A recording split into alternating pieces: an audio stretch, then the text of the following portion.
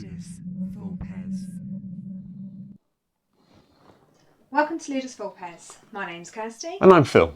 You join us as we run through the good, the bad, and the ugly of the Elder Scrolls V Skyrim, the adventure game, also known as Skyrim.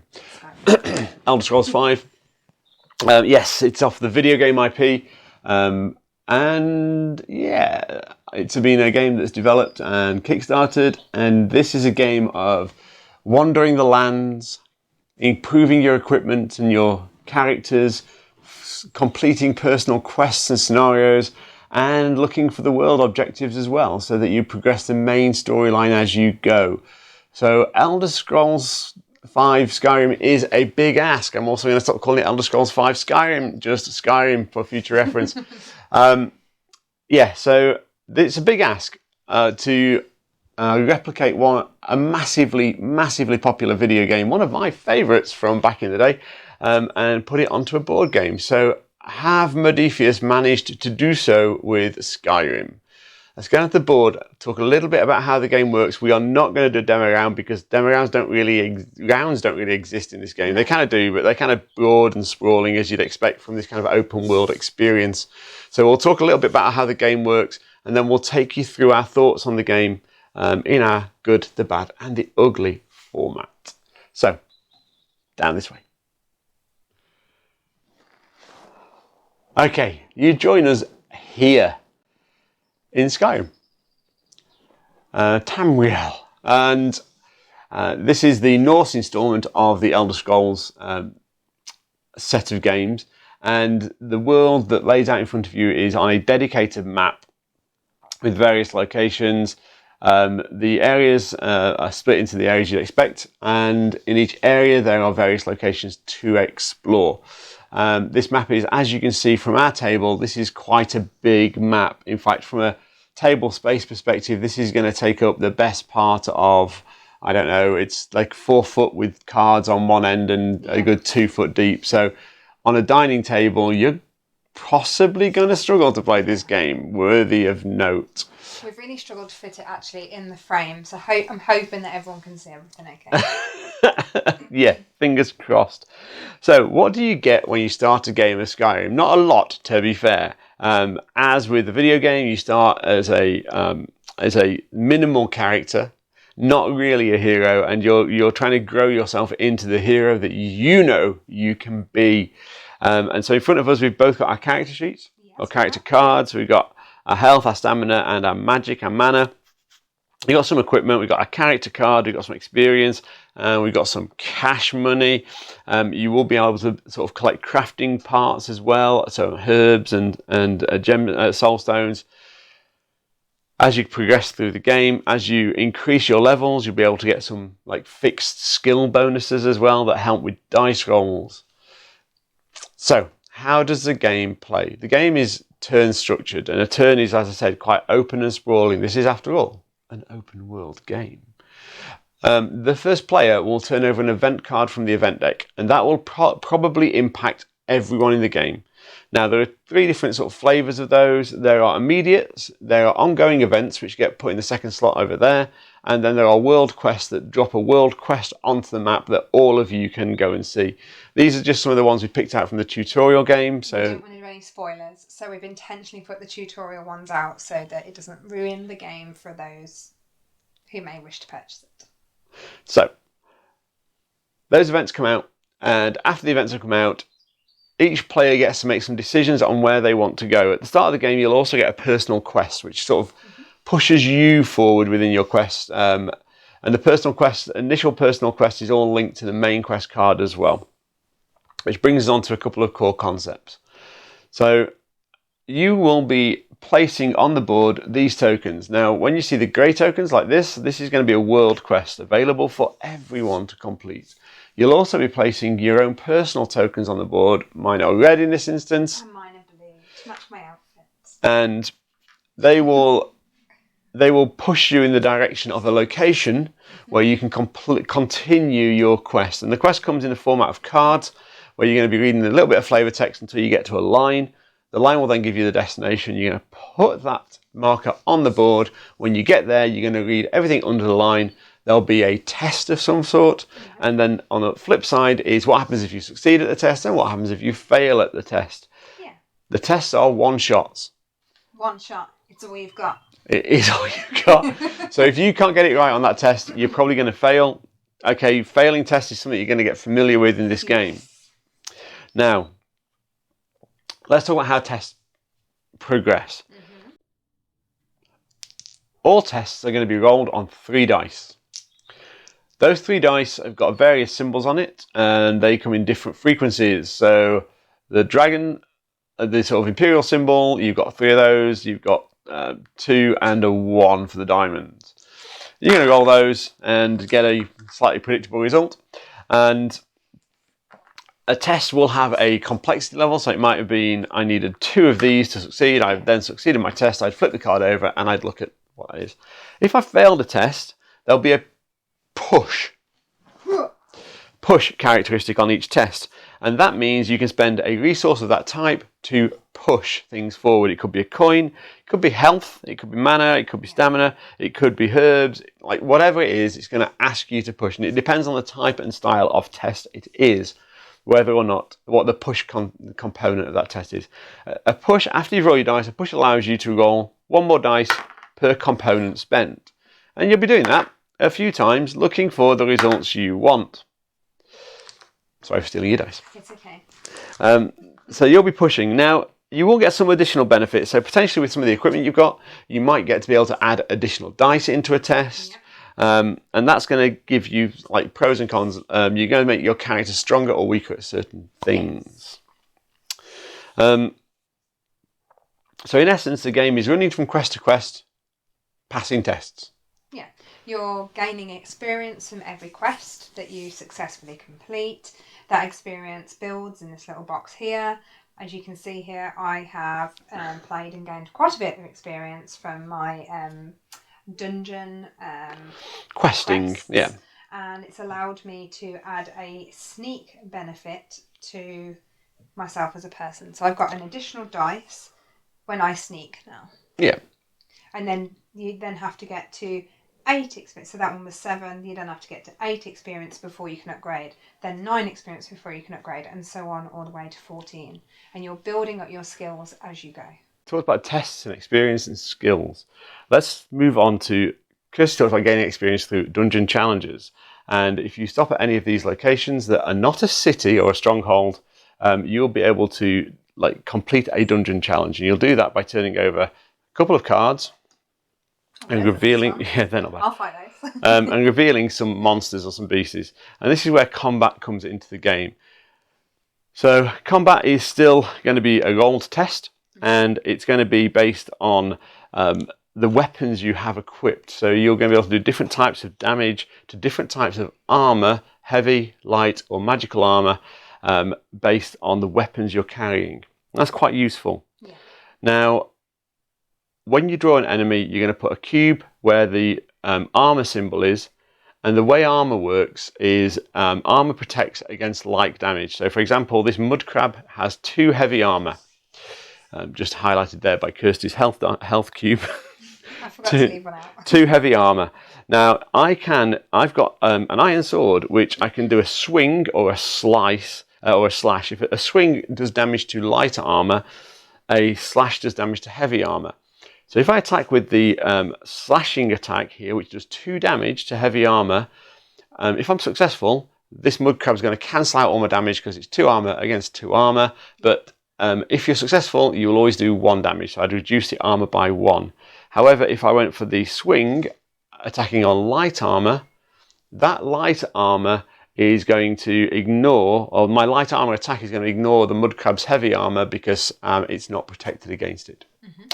So I'm going to roll a test, and the test is dictated by the type of attack. So if my swing, I need to get 1 of those symbols. So I draw my dice, I get 1 of those, and I would be successful in my swing attack doing 1 damage to the mud crab. Once the crab's armor is at 0, the crab dies, and I get this reward, in this instance, which is 1 experience. Thanks. You're welcome. If, for example, the bear has a couple of, so you get the circular reward, which is an experience, and you can also either draw a crafting part, a herb, or a treasure from the B deck of treasures when you defeat the bear. So this is going to be one of the ways you're going to be growing experience, exactly as in the Skyrim video game. You're going to be going out there, you're going to be attacking beasts and gaining experience and bits to sell in strongholds. The monsters, at the start of the turn, will roll this dice. That will tell you the type of damage they're likely to do. So if I go back to my bear, probably. If I go back to my bear, you'll see the crossed swords are going to do a trample attack and do 2 damage to light armor.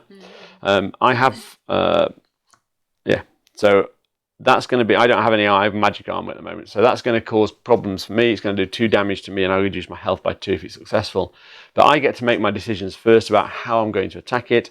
And I could use parry, which doesn't do any damage, but can block all enemy damage coming in. So you have choices you can make in advance of your attack. If you'd rolled this one for here, basically the animal's not going to damage you. It swipes at you and you dodge it. Or it gets confused and doesn't know how to attack anymore. Yeah, exactly. Whatever story you want to tell. Yeah. So that's how combat's going to work, and it's slightly different whether you're a hero or a monster, and that can be a little confusing at times, but it's a slightly different process for the monsters to the humans or to the player characters. So that's how the game's going to work on this board. We've talked about quests. We've also got some opportunity to explore strongholds or wilderness spaces. Wilderness spaces are green spaces, and you do that basically. You make a decision to explore. There you go. 1, 2. I'm going to stop there. Turn this over, and you've got something to do. You've got a test. So here, this is I get to roll 3 dice and add any alchemy dice I've got. Also, if I've got an alchemy skill, I get to add another dice for that. I need 2 of those 2 symbols, 2 of these symbols to succeed, and I can push by spending some leaves. So that's how that's going to work. The town ones are exactly the same. The rewards are often going to be a personal quest on the town ones as well. So that's how those work. So you've got a lot to explore. It is open world. You basically go where you like. Each of the strongholds you can buy, sell items, craft new items. But depending on something we've not talked about, which is the threat mechanic, certain strongholds are going to shut down. Bad things can happen. So event cards are going to deliver threat. Yeah. Now each... You'll see here that this excess wares delivered 1 threat. So we're going to put 1 threat token on here, which basically is exactly the same. Or on any card that has got the threat symbol. So this card, the troll threat, has got a threat limit of 2. You can put them on there instead of putting them on these tracks here. Now, if you put it on these tracks that I've just realised you can't see. You can see the bottom bits, it's fine. Yeah. So if you put it on a quest card, when the limit is met, so in the troll threat it's a limit of 2, you automatically fail the quest. Yes. Now that's worthy of note because you're going to want to balance where the threat goes so that you maintain access to cities but don't burn quests too quickly. No. So for example, if you look here, Riften, if we put 1 here, the bit that you can't see at the top of the board, the first level means that the town is unstable. The second one means that the town is closed, so you can't do any market trading there. And the third one means there's rioting taking place. Now, the only way you can access a closed village is by spending 5 coins or iron to access it. And when it's unstable, the market is inaccessible. And then with the rioting stage, if any towns become in the rioting stage, you have to add 1 threat every turn to the board for that town. And that is going to build up very, very quickly. Yes, as we found out in our most recent game. It gets very it cascades quite quickly when you're not managing threat. You can also go and spend 5 iron to like reduce a threat in a town as well. It allows you to manage threat. So it's not that the threat just mounts and mounts and mounts, but it does force you to like pace through the quest a little bit. Yeah. Because you can store a threat on a quest. When you complete the quest, you just get rid of it, and that's fine. So it's one of those things that you're kind of just balancing threat throughout the game. It's a bit of a meta game overall across the entire game. So that's the basics of how the game is going to work. There's a lot going on. It is open world. You can go wherever you want on this map and do whatever quests you want, as long as they're your quests or world quests. So, let's talk about our thoughts. First and foremost, let's look at the goods.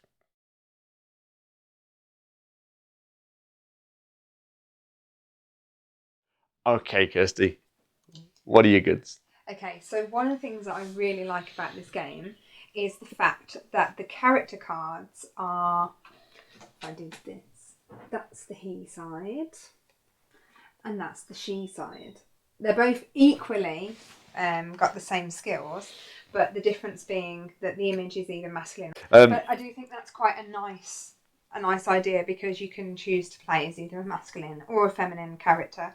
And they're not all humans. There are a mixture of cats and dark elves, the Khajiits and Dwemer, the races you'd expect to see in Skyrim. So that's a... You've played Skyrim. I have. I haven't. So this was a new experience for me. Yeah, and I think it's an interesting comparison between someone who's played the video game and someone who hasn't. Yes. For me, one of the things the game does well is gives you a broad feel for Skyrim and for the video game experience. No, it's not going to be a complete experience as the video game is, but it is going to give you a sort of broad overall feel of questing throughout Skyrim, fighting enemies, chasing personal quests on the map, chasing side quests on the map, chasing main quests on the map. Yeah, so you get a feel of the video game from the board game, and I think that's been captured quite nicely. Another thing that I really like as well is, because it's such a sprawling map and you've got multiple quests on the go, I like the fact that you've got these little reminder tokens. Yes. Which were the ones that Phil was talking about earlier, and I had blue to match my outfit, because it reminds me where I need to go, because obviously once I've been there I can take it off, but it means that I can easily keep track of where I need to go and decide, actually I'm a bit closer to there right now to fulfill that quest, I'll come back to there after, and I'm not having to remember that in my head. It's on the map in my colour to be able to follow. Yeah, and chasing quests is obviously something you're going to do often in this game, because it's the mainstay, it's the main driver of the game. And that brings us down to the quest system, which you're going to be picking up quests all over the place, and it comes from the cards that you interact with, and it does feel like it does give that feel of the video game, where you're just going, let's just go side questing, and just go off on one and just do the things that you don't really need to do, but you're going to do because you want to become the greatest archer in the land. So it does capture that feel. The graphic design and production of the game is very nice as well, and it's a well produced and well thought through graphic presentation, which is nice. I like these little cubes as well. So the game has the option of little tiny cardboard chits that you can put in and take in or out, or the cubes. For the life of me, I cannot understand why you would use the cardboard chits, because the cubes are so much more easier. They're, the dexterity of moving a cube in comparison to try and pick out a little tiny chip in there. I would don't understand. But I like the idea that they've thought it through and made it easier to, manipulate at speed. Yeah. So that's my goods. Have you got any more? No. Okay, so let's move on to the bads.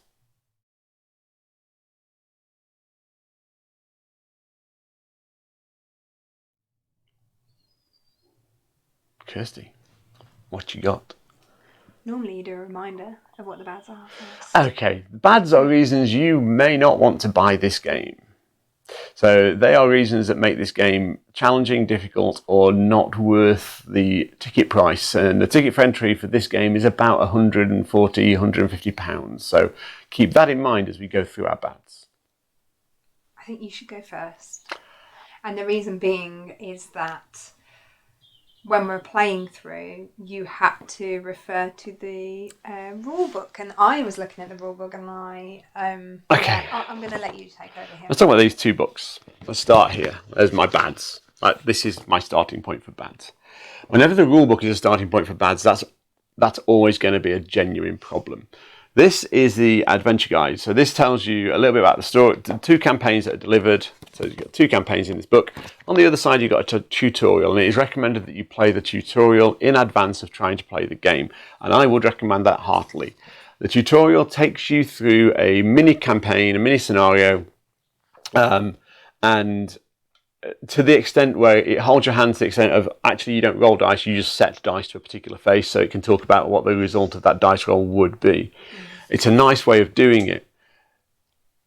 There's some problems in this tutorial book, and those problems start with just like really simple things.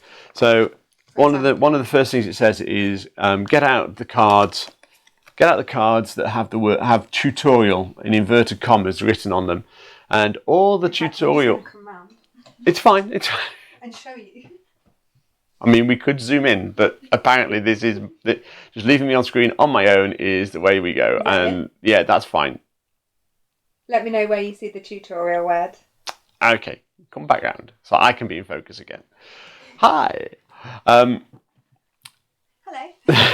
So we end up with a very strange situation. So it's asking you to find the cards with the word tutorial on. Okay, that would be normally like relatively straightforward. But actually the cards don't have the word tutorial on.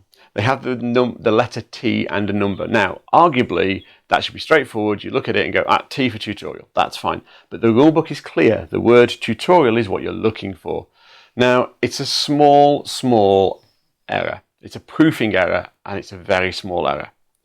But it's an error within the first, 2 paragraphs of the entire tutorial book. When you're going to be using these 2 books in conjunction with each other. So you're going to be going this, and I'm going to reference the rule book from this book, and so on and so forth. So that's how that's going to work. Now, this rule book you'll be referencing. So let's talk about the tutorial. Has got some proofing errors, and it does walk you through the game. Yeah. Only in solo mode. Yeah. It says 20 to 30 minutes. It took me 45 minutes to complete that tutorial, and that was with no distractions and having already read the rule book. So that tutorial, I would consider myself to be an experienced gamer, and I couldn't get through it quicker than that in a healthy headspace to learn the game. Then we move on to this, which is the actual rulebook. During the game, when we were playing 3-player count, we had to refer to this book a lot. And when I say a lot, I would say that maybe 30% of the game time, maybe even more, was spent looking at this book. I'd say more, maybe 45%. That wouldn't the be 3 of us. That wouldn't be so bad if I could find the answers in this thing, and you can't. Which meant that one of the other players who has joined us for the game had to sit on Board Game Geek and look at the answers to the questions we had as we were playing through. So it was literally, okay, no, I haven't got a clean understanding of that within the rule book. Okay, what's Board Game Geek? What's the feedback on Board Game Geek? And we then spend 5 minutes, sit down, figure out what the rule was supposed to be, and then get back to playing the game. And then 10 minutes later, we'd have another rules question. Again. And we then had to go on to Board Game Geek. And the same again. On. And repeat. And on. Repeat. And on.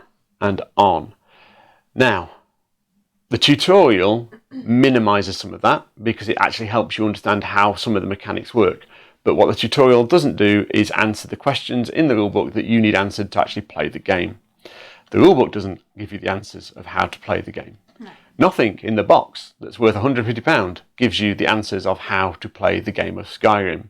So if you want my first bad, it is that this book is woefully underdeveloped, poorly proofed, and is in need of a significant revision before this game should be in the hands of the Kickstarter backers who pay good money to have it produced.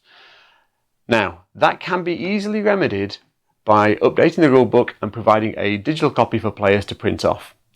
I'm not suggesting that everyone gets a free copy of a nice new glossy rulebook. That's prohibitive in cost. But actually, please offer a digital download of a proper indexed, referenced rulebook, because that is not. And that makes this game, for me, spoiler alert, almost unplayable. So, that's my first bad. Kirsty. So, yeah. Where do I start?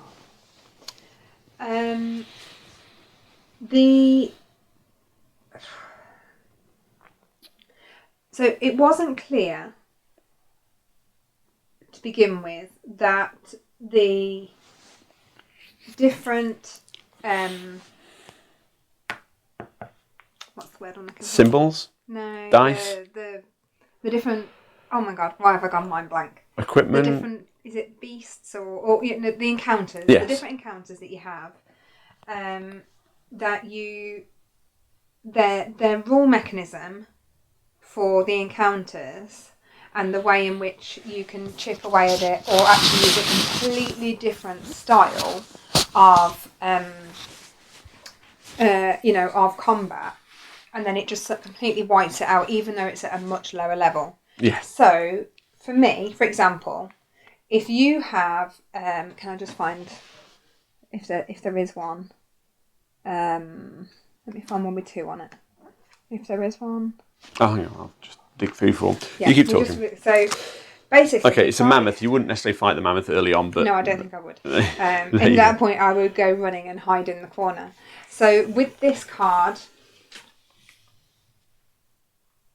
Maybe we should have it on here, actually. That's fine. So I can talk. So there are 3 different armour levels here. One for each of the 3 different armour types. Yeah, so the yellow is at 6. This is a bad example. It's not. The 6 is... The yellow is at 6, the 4 is at... The pink is at 4, and the red is at 2. Now, if I have... So if this is the heavy armour symbol, isn't it? The red one. Yes, it is. So the heavy armour is only 2. But if I have... and there was a different card that was a better example of this. But if I had a light armour that was at a higher level than my heavy armour doesn't damage it. Is that right? So, okay. I think I'm getting a bit... I'm not explaining And it very actually, well. this is another good example of where the game is like fundamentally flawed. The combat system for attacking characters is very different to how combat against animals and beasts is resolved, and that doesn't need to be the case. Now, what Kirsty's talking about Sorry, I wasn't explaining it very It's well. fine. What Kirsty's talking about on these cards is very clear, and we'll zoom in post-production, but it's really clear. On here, there are 3 different types of armour. When you attack a style of armour. So you might attack light and, or in this case heavy, because heavy is at 2. Kirsty's got a weapon that allows her to do 2 damage to heavy armour, which means she'll only do 1 damage to that heavy armour. And she doesn't get a choice here. She's got to go like for like at first. She's also got a weapon that does 4 damage against heavy armour, which is actually quite useful. It'll knock the heavy armour off this. So what will happen is she'll do 4 damage. The armour reduces it by 2 because that's what it's at, and then whatever's left becomes damage. Yeah. So Kirsty knocks off the heavy armour in round 1. Great. Round 2, that 4 attack can go against magical armour or light armour because it's all the mammoth's got left. But those armour classes don't reduce damage at all against heavy damage, so that will start doing 4 damage. But you've got to reduce each of those 3 cubes to 0 before the mammoth dies. The mammoth is the toughest of all the monsters, which is why it's at the bottom of the pack. Because this pack gets a bit graded in the first couple of rounds and then shuffled up and you start meeting all kinds of weird and wonderful things. Now, the problem there, I think Kirsty was trying to articulate, is how confusing it is to have a completely different way of attacking monsters to how you are attacked. It might be that that's the case in the Skyrim game, but I haven't played that. So as someone who doesn't know that game, that IP, that experience, that online feel, for me, in terms of a board game where you've got combat and you're trying to fight, why is it such different rules? Yeah. And I know it's something that, you might be a bit different, but for me, it was really difficult to pick up. You know, we've played it 3 times, 4 times, however many it was before we've even done this video. We haven't skimped. We haven't gone, we just do a quick tutorial and then do the video. We've played hard at this. And it is literally, we have had to play hard. It's been a hard experience every time. Partly because of what Phil said with the rule book. And partly because it's not clear with that and getting your head around it. And it's like, okay, well, actually, hang on. Which equipment have I got that can actually successfully do that before it comes and bites me? Yeah. The one thing that this game does do is you've got your, is it dexterity, the green one? I can't remember. Stamina. Stamina, that's it. And your stamina breaks down. And with an animal like that, my 2-handed weapon at the moment takes 1 stamina per go, depending on which one I do. Now, if I'm having to do... can you get me the mammoth back again? I can. If I'm having to do 1, 2, 3, 4, 5, 6. 6 goes, and I've got 1, 2, 3, 4 before my stamina runs out. For me, at this stage in the game, I know I physically cannot defeat that mammoth. So, I mean, the mammoth shouldn't come out too early. No, but it was happening with other things where Yeah, and actually, because you start to shuffle the cards back into the deck, and as soon as you start shuffling cards and you start to encounter the more nasty things more frequently as well, and it becomes a real frustration in the game. That's not me. I'm not just like, oh, I don't like it. It was a hard slog all the time, and I feel that when you're just introducing into a game, it should be graduated a bit more than it felt. Yeah, and it is. I mean, it is. These decks are graduated, but actually, eventually, you're going to start meeting nasty things, and you can't avoid them. You shouldn't avoid them. That's fine. The video game, you know to run away from certain things, and actually, this game basically says run away from stuff, and you do. But actually, when things get nasty and you're not quite there yet on your character card, running away becomes something you end up doing quite a bit until you find the right encounter. So it's a little. It feels a bit disheartening when you're always running away. I mean, like, as you can see, like, we've played a number of games, and I've managed to push up my stamina 1 level. Woo! To be fair, this isn't necessarily reflective of all the games we've played. Some games you progress a little bit quicker than others, and it is sometimes the look of the draw and the look of these things. Yeah. And these things are the next thing that I'm going to complain about, because you struggle at the harder tests that require symbols that aren't the imperial. I can't remember if it's imperial symbol. That basically the Celtic knot. Anything that doesn't require that, you're going to struggle to pass until you stack up a lot of dice, and that means you're either going to have to collect a lot of things to push with and spend a lot of them, or you're going to get lucky and just roll what you need. Now, that in modern board gaming is not a cool dynamic. It really isn't, because it means that there are a couple of things that really cause me a problem with this. One, dice rolling is and never has been a spectator sport. And you and your friends will be sat around the table watching someone go.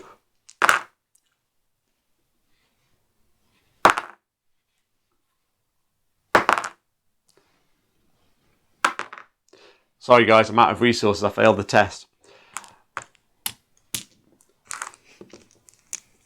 It is not a great way of resolving tests, especially when these dice are not friendly. Yes, Skyrim's a tough game. But Skyrim itself mitigates a lot of that by player skill. That's fine. Now, these dice, they could have been managed differently. There are a lot of games that roll dice that don't feel like this game, which is, oh, you fail. Congratulations, you failed. And I would argue that the tutorial knows how unpleasant these dice are, because the tutorial tells you to set the faces of the dice so it can explain the rules. Because you could not rely on a good standard roll on these dice to get you what you need through the tutorial. The other thing that the tutorial teaches you, which is my other bad, is that this is fundamentally a solo game. So is Skyrim the video game. Fundamentally, it's a solo game. This is a solo game. When 4 players are playing, or in our case 3 players are playing, it's still a solo game. It's just 3 solo games that are happening at the same time. And you're having to wait whilst each of the solo play is taking place. Now, the rulebook says, when you're moving, you could all move simultaneously, but that means all of you, like dashing onto the map and moving stuff at the same time. It's a bit messy. And to be fair, we only move 4 at a time, so it's not that difficult, but still. Now, the game allows for, if you're at the same location as someone and you want to do a dungeon challenge, you can go into a dungeon challenge together and kind of split attack turns against the beasts. Okay, that makes life a little bit easier, a little bit straightforward, but it's still not a cooperative experience. Yeah, and you still can't actively do it together. It's not like, okay, we'll both roll our dice. It's like, oh, you have a go. Oh, you failed. I'll have a go. Yeah. Oh, you failed. Okay, so we both failed. We're both stuck here, and we're about to get eaten. It's munchy time. And we're both going to get eaten. It's not even like it's okay, I'll donate my dice and we'll roll them all together. It doesn't even have that cooperative feel when you are together in a dungeon. No, it doesn't. I'm gonna go on.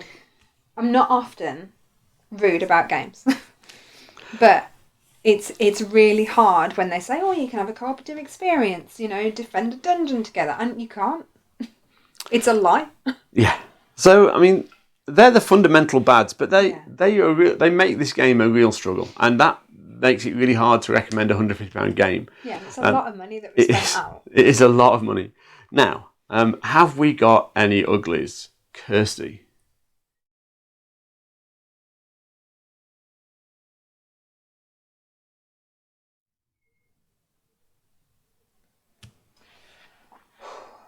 Uglies.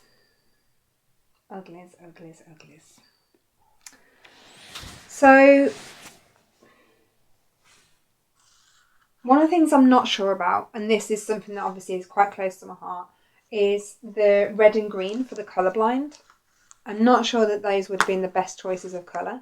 No, they are reflective of the game, however, the video game. But yes, I agree. But, I agree. In this day and age, sometimes you can't do like for like. Times change. What's correct, politically incorrect, etc., isn't always the same as it used to be. And also, there are conditions that are in existence that people are much more aware of, that they could make games much more accessible and aware of. And I'm just not sure about this red. These colours to have been used. If you're colourblind, there is no way of knowing the difference between those colours if you're red-green colourblind. Agreed. And yes, the symbols here, and yes, the symbols here, and are around, but maybe you could have just chosen a different style of cube. Fair. Or colour. For me, one of the uglies is this board. I'm just going to flick to the overhead briefly. You remember how I said this is a big board? It is. It has no purpose being this big. The routes are arbitrary as a distance. The map is a map of Skyrim, but doesn't need to be this large. And neither do these spaces need to be as large as they are. They are a place for your characters to settle and do something at. Now, what that means is this won't fit on a standard sized dining table. No. So if you bought it and you have a 4 foot by 2 foot dining table, which would seat 4 to 6 people in comfort, you're not playing this game on it. Fit this game on not there. Easily. Not when you've got if you've got 4 people playing, you've got your, can you do the overhead a minute, please? So you've got your board. You've got your section where you need to access the cards. Yes, that can be on a chair or to the side, but you need to access these on a regular basis. You'll also have your tokens out, which we've actually just left out on the side. The box of cards. You need your access to the animals. We've got the box of cards, which isn't out on the table because we didn't have room to show it and show you the game. You've also got your character cards. Character cards aren't that. Your play area. The character card here. Then you've got your armour, so your helmet, your armour, your weapons, your walking boots, the trinkets and potions. And then along the bottom, you've got your rucksack storage. So it's not even like you can go, actually, you don't need this space. You need this space. You also need your multiple quests that you're working through here. And then you need your player guides, which are here. So to give you an idea, you need your they are double-sided, by the way. Yeah, so we have to, yeah. Exactly. So actually, you need space for 4 of these because you need your combat on one side, you've got your turn sequence, you've got your details about when you're visiting the market, upgrading or enchanting, and then the strongholds and the turn actions. That's a lot of information to fit into one player area. And if you've got multiple quests going on here that you're kind of trying to keep track on what order you're going to be doing, oh my God, it's a lot of space. Really is. A lot of space. And it didn't need to take, the board didn't need to take up as much room. This area is actually quite nice managed. It's not used full-size cards. It's using, these are full-size cards. And it's nice to see the sort of mini card size out because that it provides all the information you need. That's all fine. This is just too big. The board is too big. It doesn't need to be that big. So that's another ugly for me. And then my last ugly, which is probably more of a complaint about these kind of open world, scenario objective based games. The campaigns and scenarios and quests are going to be delivered through cards. We know that. But you are going to spend some time digging through boxes of cards, finding the right card to put yeah. out at a given time, and they're numbered, and you keep them in order, so it's little bit quicker. But it's just another thing that brings you out of the immersion of the game and into the admin that the game has. And this game has a lot of admin. And I often describe games as like a admin to fun ratio, because like some games are like admin with a fringe of fun, and that's how I see Skyrim, as an admin with a fringe of fun. So there's a few uglies there. They're easily resolved. I guess you could argue the rulebook isn't ugly, because you could release a digital update on that, and we would advise you to maybe do that. We would really heartily recommend that happen. Yeah. So, any other uglies that you've got? My personal experience with this game, as a personal ugly for me, has made me think that I don't want to go anywhere near the Skyrim game, video game, and I don't know if that's a good thing or a bad thing.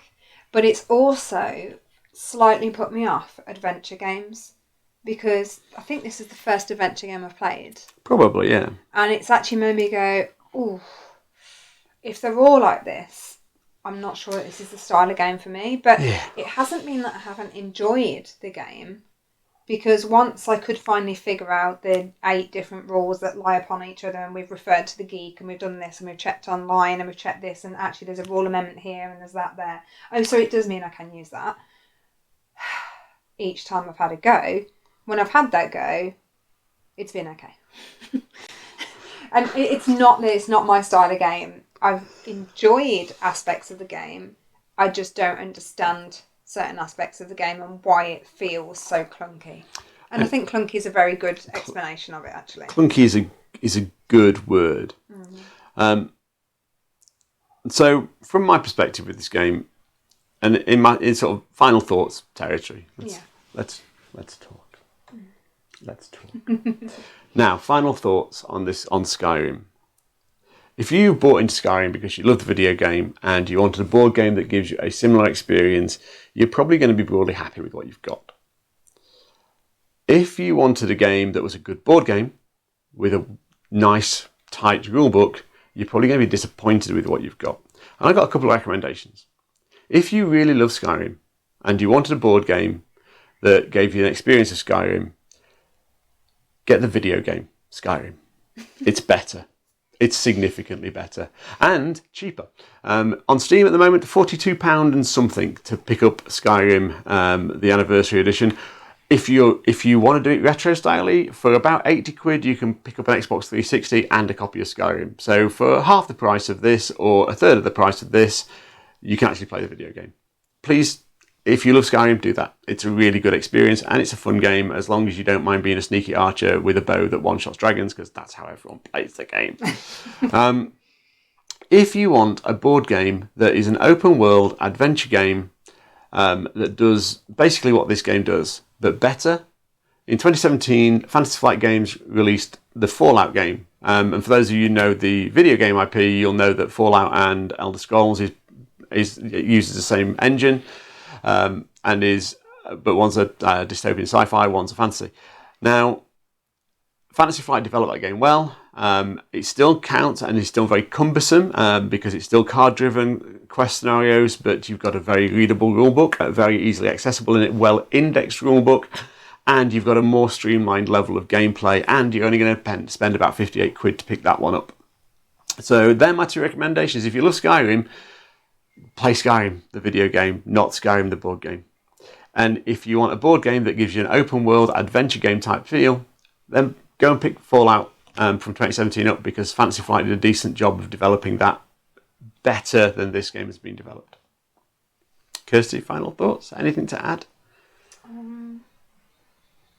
Did I say how nice the artwork was? The artwork is very nice, to be fair. Yeah, very mean and moody artwork, very reminiscent of the video game. But Kirsty wants to end on a high.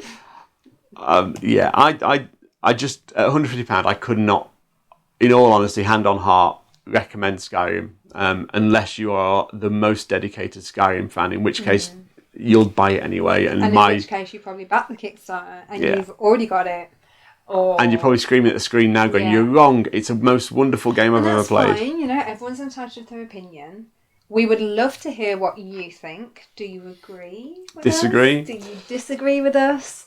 What's your thoughts on this game? What's your feedback? What's your comments on our thoughts? What is your interpretation of the tutorial? What's your thoughts of the first play? Was it as bad as my first play was? And what do you think of that rule book? So, if you found this video useful, please like and subscribe. Don't forget, we're also on Facebook, Instagram and Twitter. Just search for Ludus Vulpes. Thank you so much for your time today. Thanks everyone. See you soon. Bye-bye. Bye.